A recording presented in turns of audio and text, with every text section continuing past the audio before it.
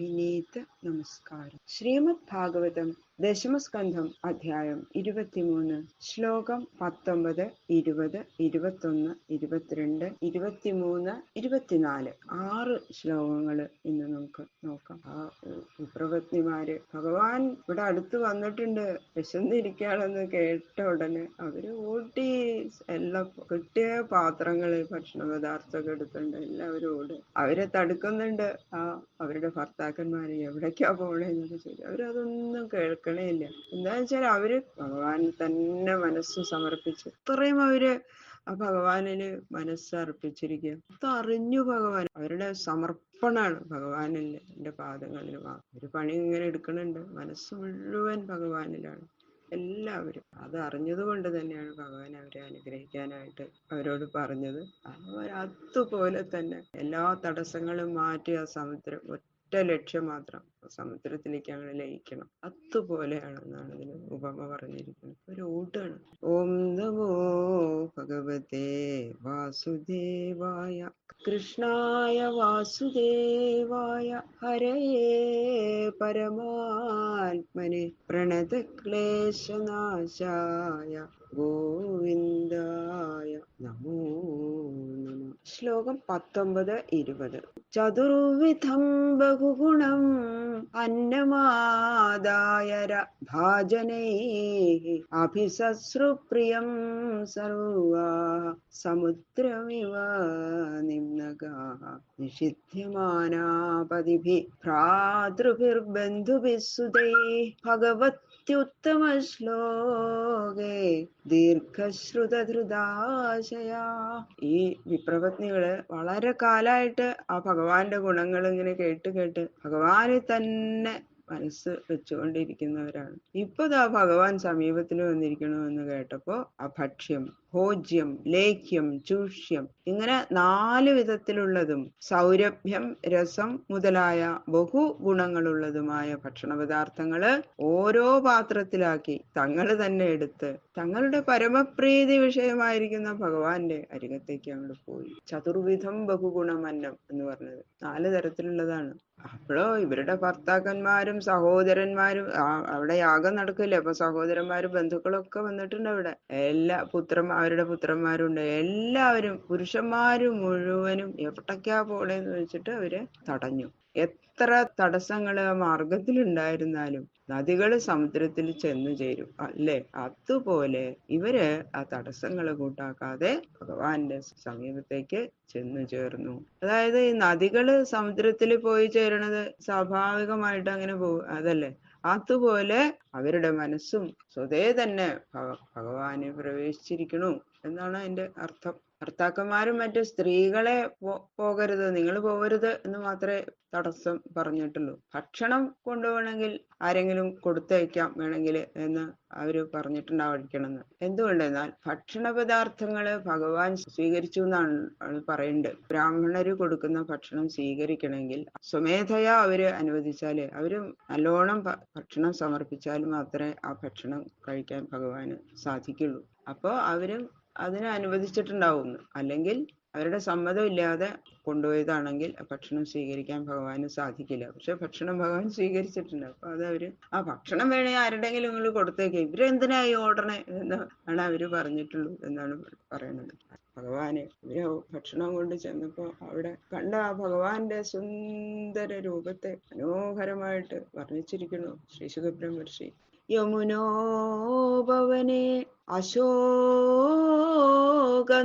പല്ലവമണ്ഡിതേ വിചരന്തം വൃതം ഗോപേ സാഗ്രജം ദദൃശു സ്ത്രീയ.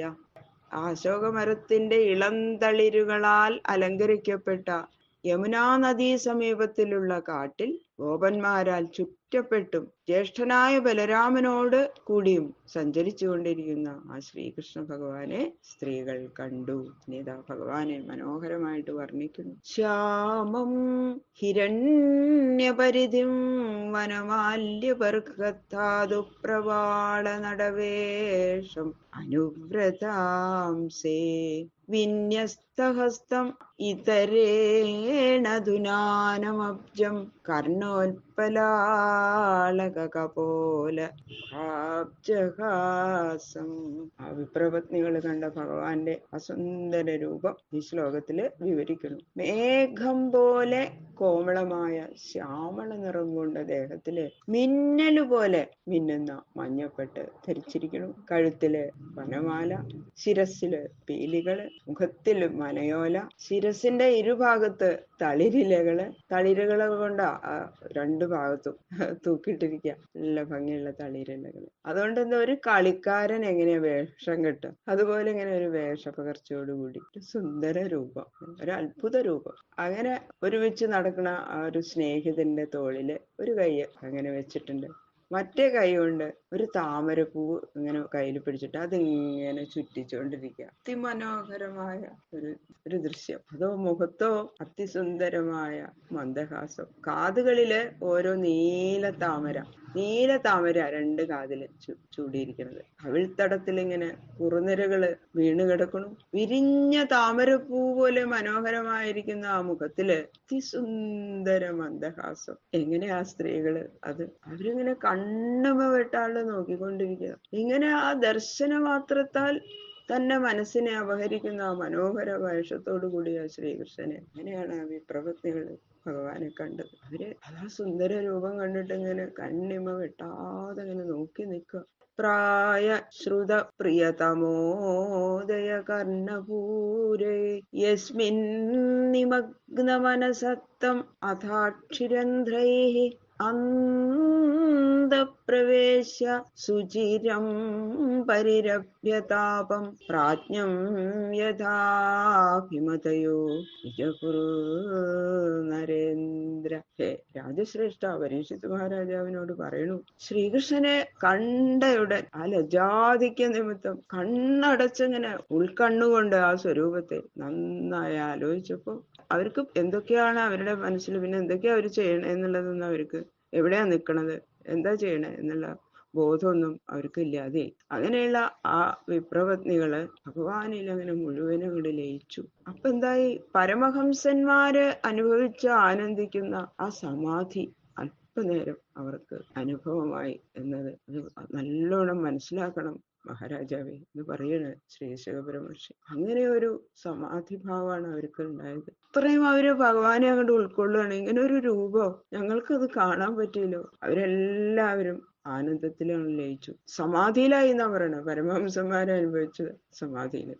അതുപോലെ വളരെ കാലമായിട്ട് തങ്ങളുടെ പരമപ്രീതിക്ക് വിഷയമായിരിക്കുന്ന ഭഗവാന്റെ ആ ഗുണഗണങ്ങൾ ഇങ്ങനെ കേട്ടുകൊണ്ടിരിക്കുകയാണ് അവര്, അല്ലെ? അപ്പൊ ശ്രോത്രങ്ങൾക്ക് സാഫല്യം സിദ്ധിച്ചു എന്ന് സന്തോഷിച്ചിരിക്കുന്ന ഇവര് ഇത് കേൾക്കുമ്പോ തന്നെ നമുക്ക് കർണത്തിന് ആനന്ദകരം. അപ്പൊ ഇങ്ങനെ കണ്ടാലും അങ്ങനെയുള്ള ഞങ്ങളുടെ ആ പ്രിയതമനെ സാക്ഷാത്കരിച്ചപ്പോ ആ സ്വരൂപത്തിൽ തന്നെ അവരുടെ മനസ്സ് മുഴുവനും ലയിച്ചു. അന്യഭാവനകള് എല്ലാം നശിച്ചു. ആ മനോലയത്തിന്റെ ബാഹ്യ ചിഹ്നമായിരിക്കുന്ന അപ്പൊ എന്താ ഉണ്ടാവുക, കണ്ണങ്ങോട്ട് തന്നെ അടയും. അവരുടെ കണ്ണുകൾ അടഞ്ഞു, സമാധിയിലായി അവര്.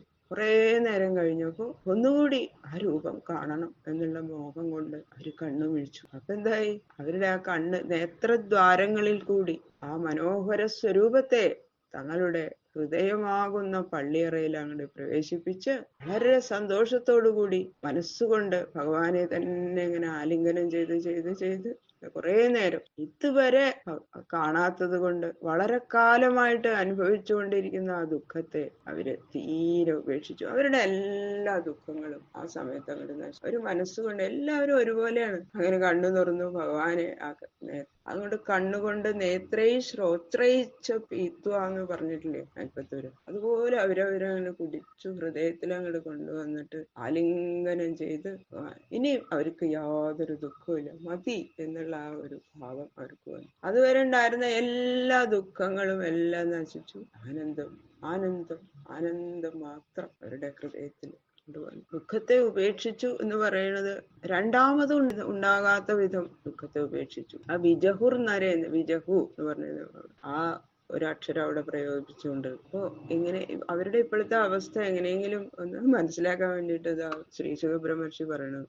ഒരു ഉപമ കാണിച്ചിട്ടുണ്ട്. എങ്ങനെ എന്നാൽ, ജാഗ്രത്തിലും സ്വപ്നത്തിലും ബഹുവിധ വ്യാപാരങ്ങളിൽ ഏർപ്പെട്ടിരുന്ന അഹംവൃത്തികള്, അതായത് ഞാൻ സുഖി, ഞാൻ ദുഃഖി എന്നുള്ള ആ ഭാവനയൊക്കെ ഉണ്ടല്ലോ, അങ്ങനെയുള്ള ആ മനോവ്യാപാരങ്ങളൊക്കെ സുഷുപ്തി ആയിരിക്കുന്ന സമയത്ത്, സുഷുപ്തിയിൽ ഇതെല്ലാം ഒന്നും ഉണ്ടാവില്ല അല്ലെ, സുഖമായിട്ട് ഉറങ്ങിയെന്നല്ലേ നമ്മൾ പറയും. അപ്പൊ ഒരു ദുഃഖമില്ല, ഒന്നുമില്ല, അങ്ങനെ സുഖമായിട്ട് കിടന്നുറങ്ങും. അപ്പൊ അതുവരെയുള്ള സന്താപം മുഴുവനും ഉപേക്ഷിച്ച് ആനന്ദത്തിൽ എങ്ങനെയാ സുഷുപ്തിയിൽ ലയിക്കണേ, അതുപോലെ ഇവരുടെയും മനോവൃത്തികള് ഇപ്പോ ആനന്ദഘനനായിരിക്കുന്ന ശ്രീകൃഷ്ണനിൽ ലയിച്ചത് കൊണ്ട് സന്താപം മുഴുവനും ഉപേക്ഷിച്ചു എന്ന് പറയുന്നു ശ്രീ സുഖബ്രഹ്മ. അപ്പൊ നമ്മളൊക്കെയാണെങ്കിൽ സുഷുപ്തിയിൽ നിന്ന് ഉണർന്നു കഴിഞ്ഞാൽ സംസാര ദുഃഖം വീണ്ടും ബാധിക്കും അല്ലെ.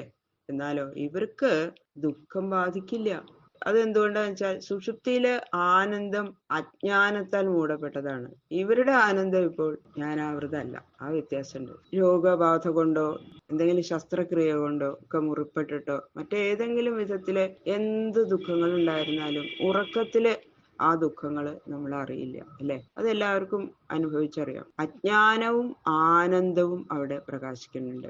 ഇവരിലോ ഉണർന്നാലും ഇല്ല അവർക്കും. നമുക്ക് ഉണരുമ്പോ ആ വേദന അറിയും. മറ്റത് ഉറക്കത്തില് ഒന്നും അറിയില്ലെങ്കിലും നമ്മളൊക്കെ ആണെങ്കിൽ ഉണർന്നാൽ ആ വേദന അറിയും. പക്ഷേ ഇവർക്ക് ആനന്ദം അവരുടെ അജ്ഞതയെല്ലാം മാറി. പരമഹംസ അനുഭവിച്ച സമാധിയിൽ അവർ ലയിച്ചു എന്ന് പറയാൻ ത്യക്തസർവാശാ പ്രാപ്ത ആത്മതിദൃക്ഷയാ വിജ്ഞായാഖിലദ്രഷ്ട പ്രാഹ പ്രഹസിതാനന. എല്ലാവരെയും ഉപേക്ഷിച്ചിട്ടാണ് അവര് വന്നിരിക്കുന്നത്. പതിപുത്രാദികളായ സകല വിഷയങ്ങളെയും നിസ്സാരമായി മനസ്സുകൊണ്ട് കരുതി തന്നെ കാണാൻ ആഗ്രഹിച്ചു വന്നിരിക്കുന്നവരാണ് എന്ന് ഭഗവാൻ അറിഞ്ഞു. അതെങ്ങനെയാ ഭഗവാൻ അറിഞ്ഞത്? സകല ജനങ്ങളുടെയും സർവ മനോവ്യാപാരങ്ങളും കണ്ടുകൊണ്ടിരിക്കുന്ന അഖിലസാക്ഷി ശ്രീകൃഷ്ണനാകയാൽ ഇവരുടെയും അന്തരംഗസ്ഥിതി എന്താണെന്ന് ഭഗവാൻ അറിയാതിരിക്കില്ലല്ലോ. സർവധർമാൻ പരിത്യജ്യ മാമേകം ശരണം വ്രജ അഹം ത്വാ സർവപാപേഭ്യോ ക്ഷയിഷ്യാമി മാ ശുച. എല്ലാ ധർമ്മങ്ങളും ഉപേക്ഷിച്ച് എന്നെ തന്നെ ശരണം പ്രാപിച്ചുകൊള്ളു. ഞാൻ നിന്നെ സകല പാപങ്ങളിൽ നിന്നും മോചിപ്പിക്കും. അനന്യാശ്ചിന്തയന്തോ മാം യേ ജനാ പര്യുപാസത്തെ തേഷാം നിത്യാഭിയുക്താനാം യോഗക്ഷേമം വഹാമ്യഹം. മറ്റാരും ഇല്ലെന്നുള്ള ഭാവനയോടുകൂടി എന്നെ ഭജിക്കുന്നവർക്ക് വേണ്ടതൊക്കെ ഞാൻ തന്നെ നൽകും എന്നും ഭഗവാൻ ഉപദേശിച്ചിട്ടുണ്ട് ഗീതയില് അല്ലെ. അതുകൊണ്ട് സേവിക്കുന്നവരെ കണ്ടപ്പോൾ ഉണ്ടായ ആ വാത്സല്യ അതിശയത്തെ പ്രകാശിപ്പിക്കുന്ന മന്ദഹാസം മുഖത്ത് വ്യാപിപ്പിച്ചുകൊണ്ട് അവരുടെ ആ ഹൃദയം ആനന്ദിക്കത്തക്ക വിധം ഭഗവാൻ അവരോട് പറഞ്ഞു. ബാക്കിയുള്ള ശ്ലോകങ്ങള് നാളെ നോക്കാം.